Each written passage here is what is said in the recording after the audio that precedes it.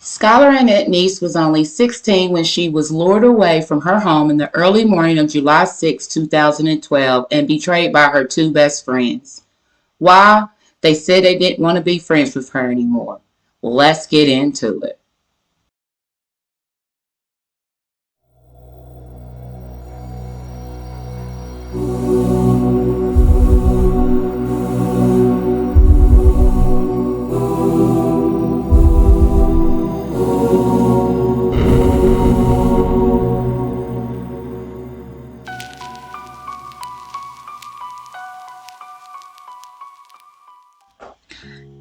Skyler, the only child of David and Mary Neese, was born on February 10, 1996 in Morgantown, West Virginia.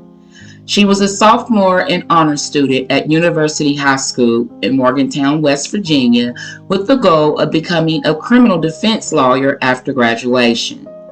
Skyler had a bright future. She was a 4.0 student even while working a part-time job at Wendy's.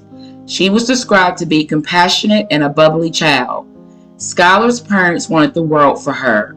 They always encouraged her to be her own person. Skyler and Sheila Ailey had been longtime best friends since they were 8 years old. The girls first met at a community center called Shack Neighborhood House. Sheila and Skyler spent much time at each other's homes in the summers.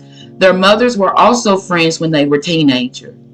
Sheila was also an only child, born September 28, 1995 in Blacksville, West Virginia. Her parents divorced in the year 2000 when she was around 5 years old. In 2010, Sheila's mother remarried, and Sheila, along with her mother and new stepfather, moved to Morgantown, West Virginia. Her stepfather was a coal miner, so Sheila pretty much got whatever she wanted. Skyler's parents had accepted Sheila as if she was one of their own. When the family moved to Morgantown, Sheila began attending University High School, and her and Skyler were inseparable, even having all of the same classes. Skyler also had other friends that she met at a very early age, and they didn't care for Sheila. Their thoughts of her were that she was mean and controlling. Eventually, Skyler was spending all of her time with Sheila, and her other friends were no longer in the picture. Skyler and Sheila met Rachel Schaff in their freshman year of high school. Prior to attending University High School, she attended St. Francis Central Catholic School. Rachel Schaff was born on June 6, 1996 in Morgantown, West Virginia. Her parents divorced when she was 4 years old. She was also an only child, and her mother was Catholic and followed strict teachings. Unlike Sheila, Rachel was known to be friendly and very active doing volunteer work in the community. She was said to be an actress and singer and carried lead parts in many school performances. The duo turned into a trio, and they spent all their time together, hanging out, drinking, smoking weed, taking selfies, and doing things that teenagers do. When they were not together, they spent hours on the phone. Other friends of Rachel avoided her when Sheila was around. They felt the same as Skyler's friends about Sheila, being controlling, and felt that Rachel's attitude and personality was changing. Sheila was classified as the root of all evil. However, things took a turn for the worse for the trio after a sleepover at Rachel's house in August of 2011. According to what Skyler wrote in her diary, which was later found by her mother, the girls shared a bottle of vodka, and at some point after they got drunk, Sheila and Rachel began taking pictures of kissing each other. Then it was requested that Skyler take pictures of Rachel and Sheila kissing, and at some point, she catches them having sex. Afterwards, the girls attempted to all go to sleep in Rachel's bed till Skyler and Sheila got into an argument because Sheila wanted to be alone with Rachel. Sheila and Skyler's argument didn't end that night. They continued to argue for quite some time, and it seemed as if Skyler and Rachel were competing to be the closest to Sheila, and Sheila loved the attention. Rachel and Sheila grew scared that Skyler would tell their secret. Skyler had videos and photos of the two engaging in sex. They knew if word got out, there would be consequences. So they began to come up with a way to get rid of her. Leaving Skyler behind, just the two of them began to hang out.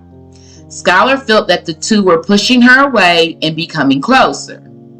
Rachel and Sheila would be secretly dressed alike and tell Skyler it was just a coincidence.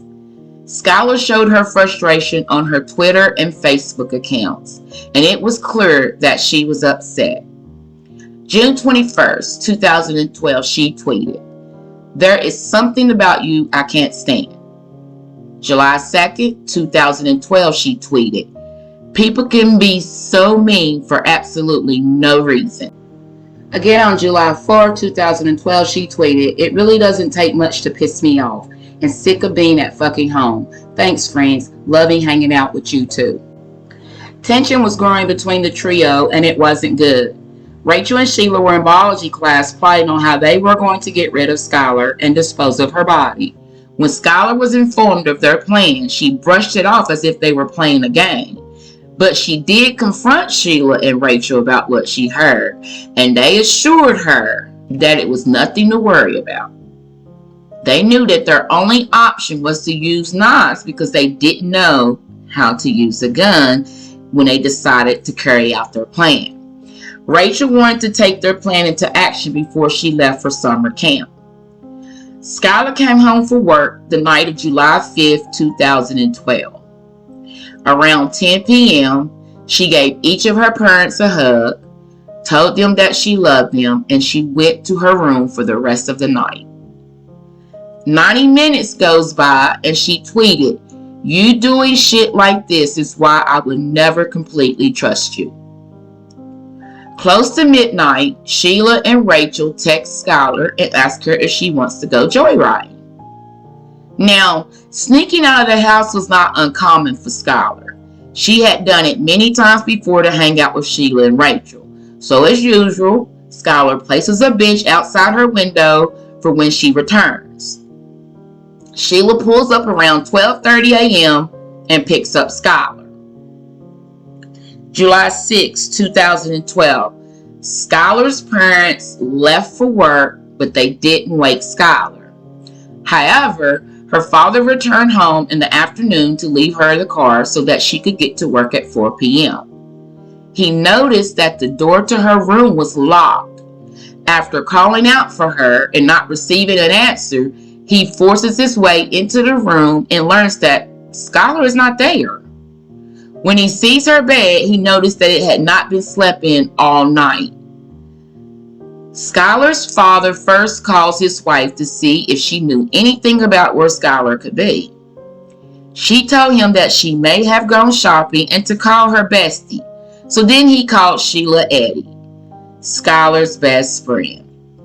And her response was also no, and that she had not seen her since the night before around midnight. He calls his wife back. She gives him a few other friends' numbers to call. No one had seen Skyler. He calls his wife back again, and she tells him not to worry because she had to be at work at 4, and missing work was just something that Skyler didn't do.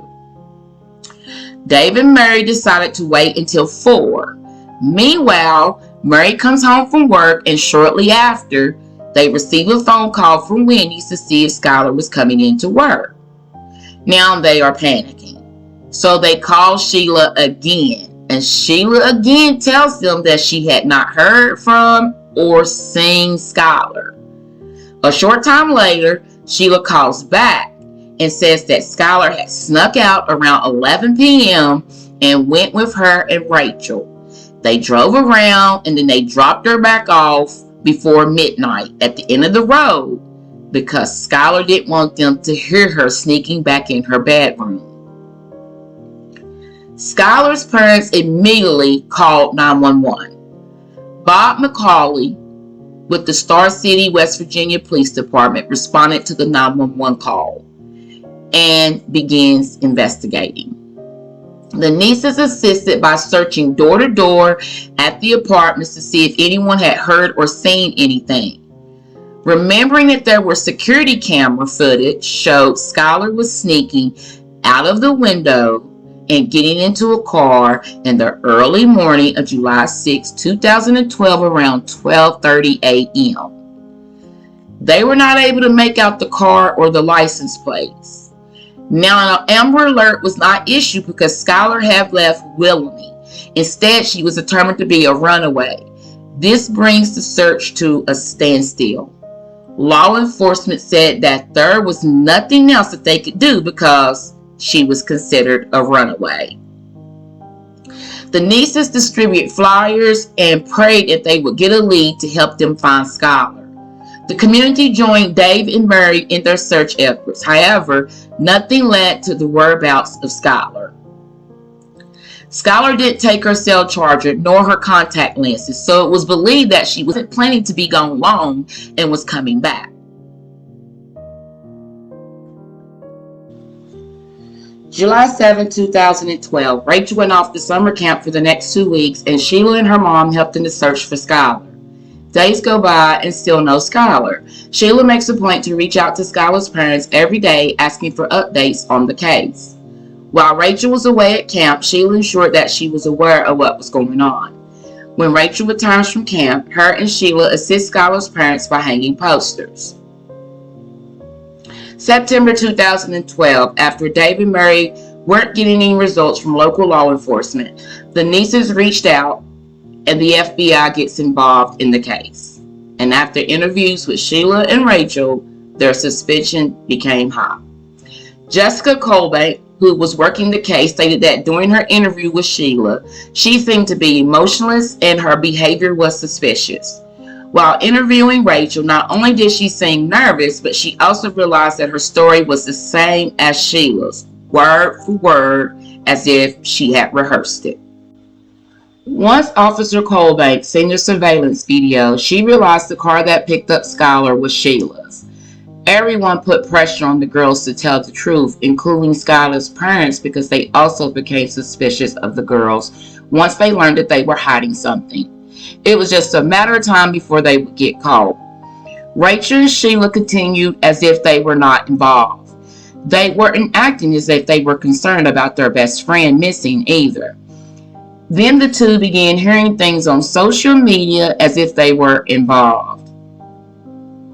December 28, 2012, Rachel's mother frankly calls 911 saying that she couldn't control Rachel. She was crying hysterically, screaming and hitting her, and her husband was not able to contain her. Rachel has a nervous breakdown and is committed to Chestnut Ridge Center Psychiatric Hospital with no contact with Sheila. After spending a week, Rachel decides to tell it all. Meanwhile, Sheila continued to act as if everything is normal. January 3, 2013, Rachel confesses to her lawyer and law enforcement that she conspired with Sheila to kill Skyler.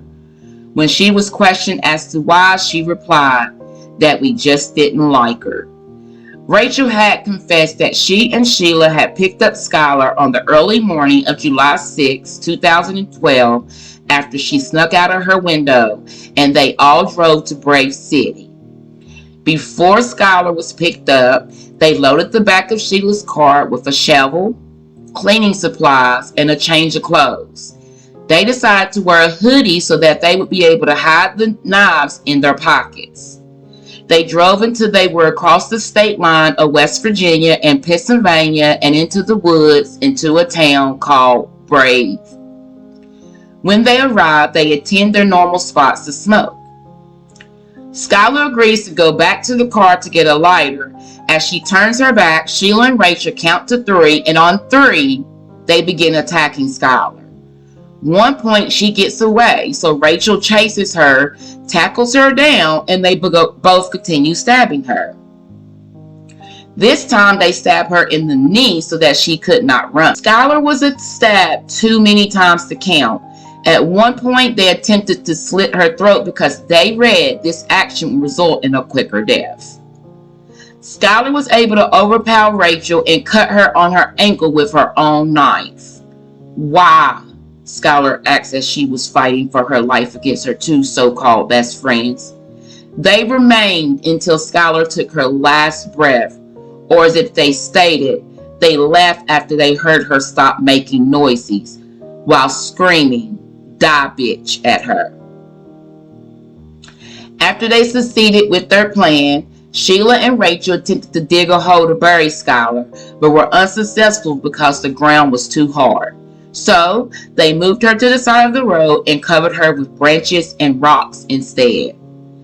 Afterwards, they changed into their clothes they had packed into the trunk, wiped Sheila's car down, and left the area.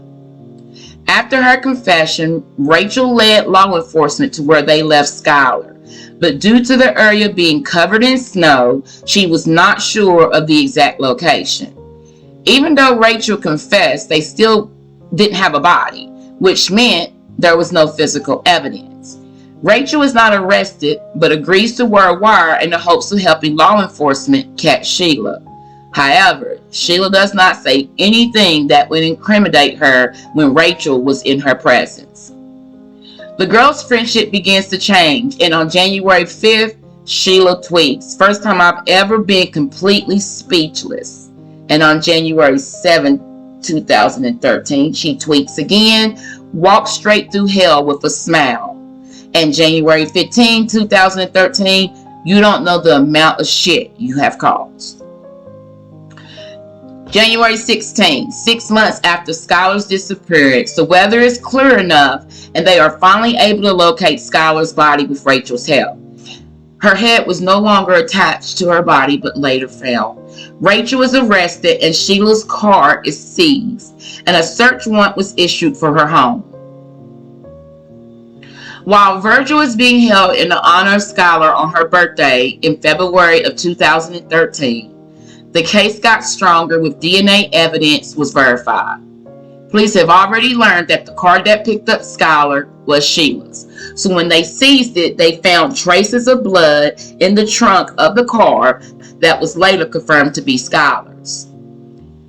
March 13, 2013, after multiple tests are performed, a public announcement was made saying that the human remains found were those of Skyler Neese. On this same day, Sheila pretends that she is devastated. She tweets, "Rest easy, Skyler. You'll always be my best friend. Worst day of my whole life," along with pictures of her and Skyler. A few weeks later, April 1st, 2013, Sheila's acts of devastation are short-lived when she references the murder by tweeting, "We really did go on 3." May 1st, 2013, Sheila is arrested in the parking lot of Cracker Barrel in Granville, West Virginia, seemingly shocked and more concerned about her and being seen in the back of the police car. She was charged with first-degree murder. Rachel, on the same day, was given a plea deal. She was charged with second-degree murder and sentenced to 30 years in prison and eligible for parole after 10. Sheila pleads not guilty to her charges. She was indicted on September 6, 2013 for 1 count of kidnapping, 1 count of first-degree murder, and 1 count of conspiracy to commit murder. Trial was to begin in January of 2014. However, Sheila didn't want to face more charges from the county that Skyler was found in, so she decides to plead guilty to first-degree murder and is sentenced to life in prison with mercy. Therefore, she will be eligible for parole after 15 years, which will be the year of 2028.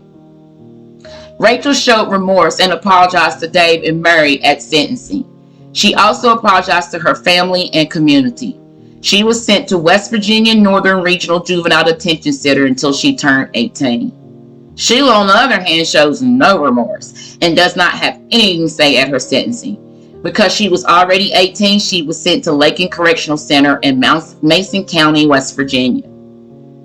As of today, both Rachel, now 25, and Sheila, 26, are serving their time at the Lakin Correctional Center.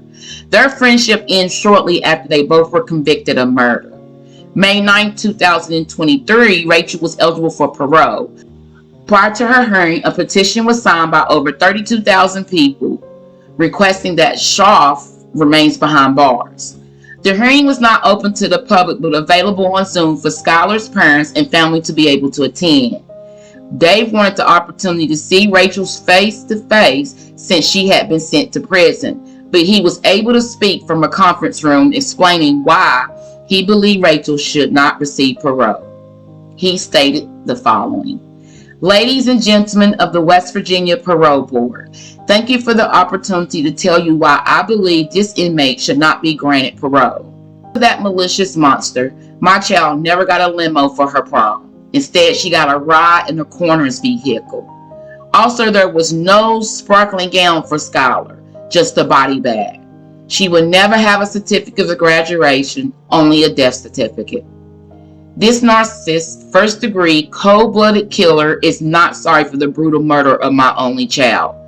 It is my belief that if she is proud, she murdered my daughter in cold blood. The day after she plunged kitchen knives into my child, this devil was seen on a friend's boat, smiling and posing for photographs. The date of July 6, 2012 was chosen for a specific reason, you see. This beast wanted the killing out of the way before she left for church camp. Just another task to mark off her list, like standing over my child saying, "Die, bitch," as my baby girl took her last breath, because the evil butcher didn't want to be her friend. I wasn't there to defend my baby girl from this diabolical killer on July 6, 2012. I am here today to do everything within my power to make sure she stayed behind bars. This inmate has proven that she is both evil and mentally unstable. No one can fix that kind of madness. I believe if she is paroled, she will kill again. Murder is a game for this inmate, ladies and gentlemen. That is insanity.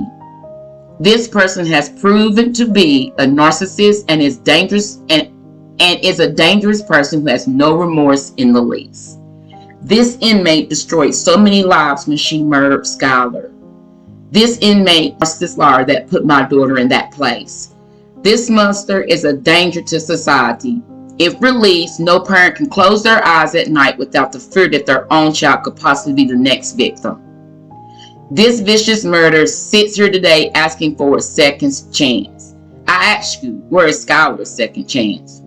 Where was her second chance when the monster counted to 3 and began to slash and stab at my only child? I don't want to live in a world without Skyler, but I have to. I want to make sure it's as safe as possible from predators like this one. I ask that you deny parole for this diabolical butcher and allow Skyler's mother and I the knowledge that her killer will not be granted the reality of adulthood that our daughter was never allowed to experience. It was a short period of time before the board came with a decision, and Rachel Shaw is denied parole and will remain behind bars until she completes her sentence. Today, a little bit of justice was served, Dave stated as he and Murray updated social media with the decision from the parole board. Sheila Eddy will not have her first parole hearing until May of 2028, and the Neeses are eager to be present and fight to keep her behind bars. Dave and Murray wanted to honor Skyler by transforming the locations that she was murdered into her memorial tree. People from all over the country have helped to decorating of Skyler's memorial.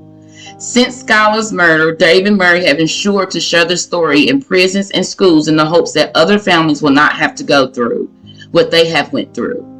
In schools, they share Skyler's promise, making the promise to report anything that seems off in relationships. Due to this case, Skyler's law was formed and went into effect in May of 2013. This law changed the criteria surrounding someone missing in the state of West Virginia.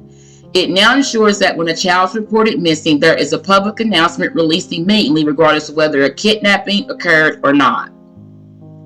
A 48-hour waiting period is also no longer required before someone is reported missing.